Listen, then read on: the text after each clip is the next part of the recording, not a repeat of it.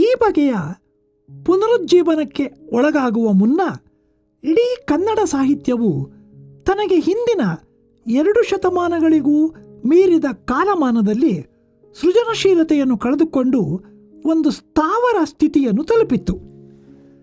20ನೆಯ ಶತಮಾನದವರೆಗಿನ ಈ ಸ್ಥಾವರ ಸ್ಥಿತಿಯ ಕಾಲದಲ್ಲಿ ಕನ್ನಡದಲ್ಲಿ ಕೇವಲ ಸಿದ್ಧರೂಪಗಳ ಪುನರಾವರ್ತನೆಗಿಂತ ಬೇರೆಯದೇನೂ ನಡೆಯಲಿಲ್ಲ.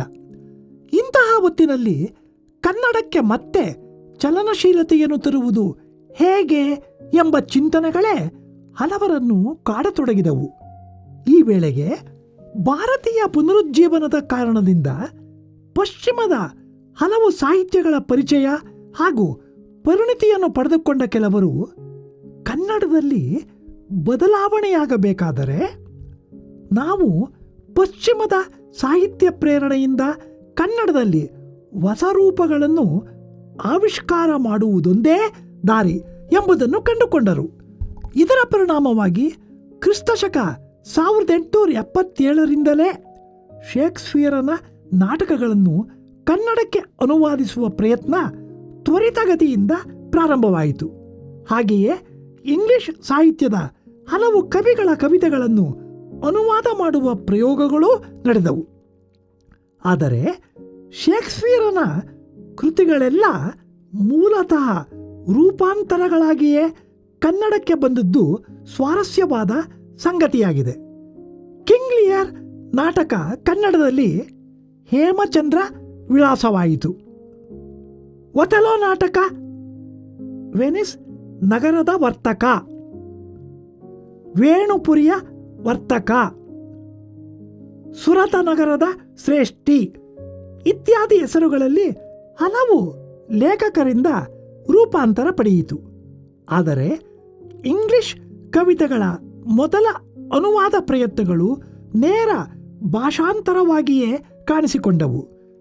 ಇಂಗ್ಲಿಷಿನಿಂದ ಮಾತ್ರವಲ್ಲ, ಸಂಸ್ಕೃತದಿಂದ, ತೆಲುಗಿನಿಂದ, ಬಂಗಾಳಿಯಿಂದ, ಮರಾಠಿಯಿಂದ, ತಮಿಳಿನಿಂದ ಕ್ರಿಸ್ತಶಕ 1850ರಿಂದ 1900ರ ಕಾಲದಲ್ಲಿ ಈ ಬಗೆಯ ಅನುವಾದಗಳ ಕಾರ್ಯ ರಭಸದಿಂದ ನಡೆದುದನ್ನು ನೋಡಿದರೆ ನವೋದಯ ಪೂರ್ವದ ಈ ಮುಂಬೆಳಗಿನ ಕಾಲದಲ್ಲಿ ಕನ್ನಡಕ್ಕೆ ಏನಾದರೂ ಮಾಡಿ ಚಲನಶೀಲತೆಯನ್ನು ತರುವ ತೀವ್ರತೆಯೊಂದು ಹೇಗೆ ಕ್ರಿಯಾಶೀಲವಾಗಿತ್ತು ಎಂಬುದು ಸ್ಪಷ್ಟವಾಗುತ್ತದೆ.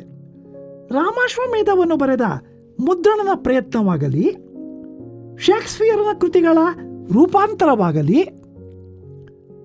ಹಟ್ಟಿಯಂಗಡಿ ನಾರಾಯಣರಾಯರು, ಎಸ್.ಜಿ.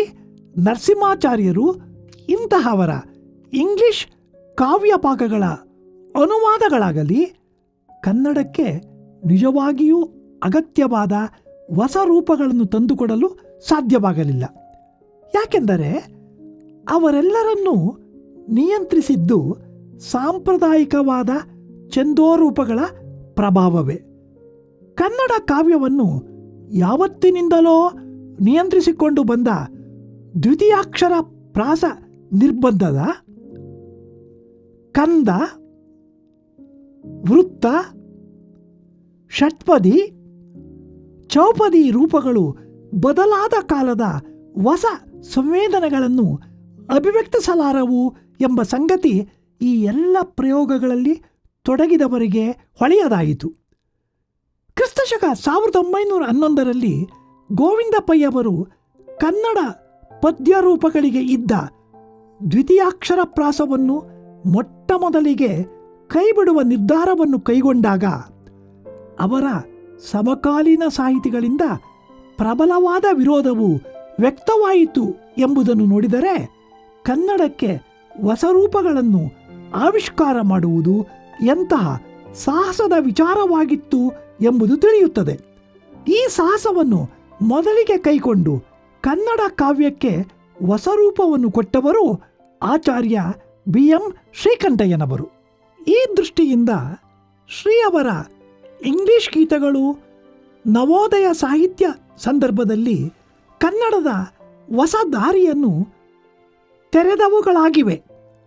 ಇಂಗ್ಲಿಷ್ ಸಾಹಿತ್ಯದ ಪ್ರೇರಣೆಯಿಂದ ಕನ್ನಡದಲ್ಲಿ ಹೊಸ ರೂಪಗಳನ್ನು ಆವಿಷ್ಕಾರ ಮಾಡಿಕೊಳ್ಳಬೇಕೆಂಬ ನಿಲುವನ್ನು ನವೋದಯ ಸಾಹಿತ್ಯ ಚಳುವಳಿಯ ಒಂದು ತತ್ವ ಪ್ರಣಾಳಿಯಾಗಿ ಘೋಷಿಸಿದವರು ಆಚಾರ್ಯ BM ಶ್ರೀಕಂಠಯ್ಯ ಅವರು.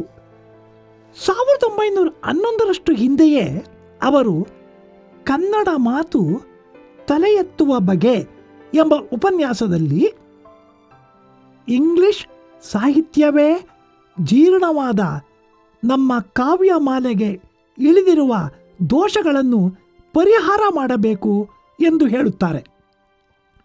ಆದರೆ ಶ್ರೀಯವರ ಈ ನಿಲುವು ಇಂಗ್ಲಿಷ್ ಸಾಹಿತ್ಯ ಪ್ರೇರಣೆಯಿಂದ ಕನ್ನಡದಲ್ಲಿ ರೂಪುಗೊಳ್ಳುವ ಕಾವ್ಯವು ಇಂಗ್ಲಿಷ್ ಸಾಹಿತ್ಯದ ಅನುಸರಣೆ ಅಥವಾ ಅನುಕರಣೆಯಾಗದೆ ಕನ್ನಡದಲ್ಲಿ ಅಗತ್ಯವಾದ ಹೊಸ ಹುಟ್ಟೊಂದನ್ನು ಪಡೆದುಕೊಳ್ಳುವ ಸ್ವರೂಪದ್ದಾಗಬೇಕು ಎಂಬ ಎಚ್ಚರವನ್ನೂ ಒಳಗೊಂಡದ್ದಾಗಿತ್ತು. ಕನ್ನಡದ ಈ ನವೋದಯವನ್ನು ಅವರು ಪುನರುಜ್ಜೀವನ ಎಂಬ ಮಾತಿನಿಂದ ನಿರ್ದೇಶಿಸುತ್ತಾ ಅದರ ಲಕ್ಷಣವನ್ನು ಕನ್ನಡಿಗರಿಗೆ ಒಳ್ಳೆಯ ಸಾಹಿತ್ಯ ಎಂಬ ಬರಹದಲ್ಲಿ ಹೀಗೆಂದು ಸ್ಪಷ್ಟಪಡಿಸುತ್ತಾರೆ. ಅದು ಬರಿಯ ಪುನರುತ್ಥಾನವಲ್ಲ, ಜೀರ್ಣೋದ್ಧಾರವಲ್ಲ, ಅನುಸರಣವಲ್ಲ.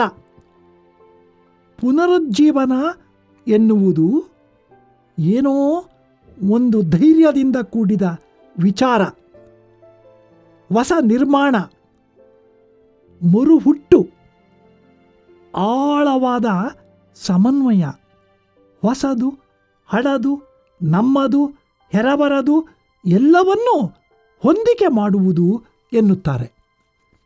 ನವೋದಯ ಸಾಹಿತ್ಯ ಚಳುವಳಿಯ ಸೈದ್ಧಾಂತಿಕ ನೆಲೆಯನ್ನು ಶ್ರೀಯವರ ಈ ಹೇಳಿಕೆ ಸ್ಪಷ್ಟಪಡಿಸುತ್ತದೆ ಮತ್ತು ಈ ಕಾರಣದಿಂದ ನವೋದಯ ಸಾಹಿತ್ಯ ತನಗಿಂತ ಹಿಂದಿನ ಕನ್ನಡ ಸಾಹಿತ್ಯ ಪರಂಪರೆಯನ್ನು ಅವಿಚಾರವಾಗಿ ನಿರಾಕರಿಸುವ ಅಬ್ಬರಗಳನ್ನು ಪ್ರದರ್ಶಿಸದೆ ಅದರಿಂದ ಪಡೆದುಕೊಳ್ಳಬಹುದಾದ ಸತ್ವಗಳನ್ನು ತನ್ನಲ್ಲಿ ಅಳವಡಿಸಿಕೊಂಡಿತು. ಹಾಗೆಯೇ ಪಶ್ಚಿಮದ ಸಾಹಿತ್ಯದಿಂದ ಪಡೆದುಕೊಳ್ಳಬಹುದಾದ ಪ್ರೇರಣೆಗಳನ್ನು ತನ್ನ ಸೃಜನಾತ್ಮಕ ಪ್ರತಿಭೆಯೊಳಕ್ಕೆ ಸ್ವೀಕರಿಸುತ್ತಾ ತನ್ನ ಪ್ರಾದೇಶಿಕ ಸಾಂಸ್ಕೃತಿಕ ಸತ್ವದಿಂದ ಹೊಸ ನಿರ್ಮಿತಿಯಲ್ಲಿ ತೊಡಗಿತ್ತು. ಕುವೆಂಪು, ಪೂತಿ ನರಸಿಂಹಾಚಾರ್, KS ನರಸಿಂಹಸ್ವಾಮಿ, ವಿ ಸೀತಾರಾಮಯ್ಯ, ರಾಜರತ್ನಂ ಇಂತಹ ಹಲವರ ಪ್ರಯೋಗ ಪರಿಣತಿಗಳಿಂದ ನವೋದಯ ಕಾವ್ಯದ ಒಂದು ಮಾರ್ಗ ಹಳೆಯ ಮೈಸೂರಿನ ಪರಿಸರದಲ್ಲಿ ಆಚಾರ್ಯ ಶ್ರೀಯವರ ಮುಂದಾಳುತನದಲ್ಲಿ ರೂಪುಗೊಂಡಿತು. ಆದರೆ ಇದಿಷ್ಟೇ ನವೋದಯ ಚಳುವಳಿಯ ಎಲ್ಲವೂ ಅಲ್ಲ. ನವೋದಯ ಚಳುವಳಿಯ ಇನ್ನೆರಡು ಮಾರ್ಗಗಳೂ ಇವೆ. ಅವುಗಳಲ್ಲಿ ಒಂದು ಉತ್ತರ ಕರ್ನಾಟಕದ ಧಾರವಾಡದ ಬೇಂದ್ರೆಯವರ ಗೆಳೆಯರ ಗುಂಪಿನ ನವೋದಯ, ಮತ್ತೊಂದು ಮಂಗಳೂರು ಪರಿಸರದಲ್ಲಿ ಗೋವಿಂದ ಪೈ, ಪಂಜೆ ಮಂಗೇಶರಾಯರು, ಕಡೆಂಗೋಡ್ಲು ಶಂಕರ ಭಟ್ಟರು ಇವರಿಂದ ರೂಪುಗೊಂಡ ನವೋದಯ ಬೇಂದ್ರೆಯವರ ಬಳಗದ ವಿನಾಯಕ ಕೃಷ್ಣ ಗೋಕಾಕ್, ಮುದುರ ಚೆನ್ನ, ರಂಶ್ರೀ ಮುಗಳಿ ಮುಂತಾದವರ ಗೆಳೆಯರ ಗುಂಪಿನ ನವೋದಯದ ಮುಖ್ಯ ಪ್ರೇರಣೆ ಕನ್ನಡದ ಸಂತ ಕವಿಗಳ ಹಾಗೂ ಜಾನಪದ ಪರಂಪರೆಯಲ್ಲಿದೆ. ಆದುದರಿಂದ ಈ ನವೋದಯದ ಕವಿಗಳ ಅಭಿವ್ಯಕ್ತಿ ಮೂಲತಃ ದೇಸಿ ಸ್ವರೂಪದ್ದಾಗಿದೆ ಮತ್ತು ಅದು ತೀರಾ ಸ್ಪಷ್ಟವಾಗಿ ತನ್ನ ರೂಪಾಂಶದಲ್ಲಿ BM ಶ್ರೀಯವರ ನವೋದಯ ಕಾವ್ಯದಿಂದ ಭಿನ್ನವಾಗಿದೆ. ಮಂಗಳೂರಿನ ಕಡೆಯ ಪಂಜೆ ಪೈ ಅವರ ನವೋದಯದ ಇನ್ನೆರಡು ಪ್ರಭೇದಗಳಷ್ಟು ವಿಶಿಷ್ಟವೂ ಮಾರ್ಗ ನಿರ್ಮಾಪಕವೂ ಆಗದೆ ಹೋದುದಕ್ಕೆ ಪೈ ಅವರು ಮೂಲತಃ ವಿದ್ವಾಂಸರೂ ಸಂಶೋಧಕರೂ ಆದದ್ದೇ ಕಾರಣವಿರಬಹುದು. ಆದರೆ ಪಂಜೆ ಕಡೆಂಗೋಡ್ಲು ಅವರ ಕಾವ್ಯ ತನಗೆ ತಾನೇ ತುಂಬ ಲವಲವಿಕೆಯಿಂದ ಗಮನಾರ್ಹವಾದ ಕಾವ್ಯವಾಗಿರುವುದಕ್ಕೆ ಅವರ ವೈಯಕ್ತಿಕವಾದ ಸಾಮರ್ಥ್ಯಗಳೇ ಕಾರಣವಾಗಿವೆ ಎನ್ನಬಹುದು.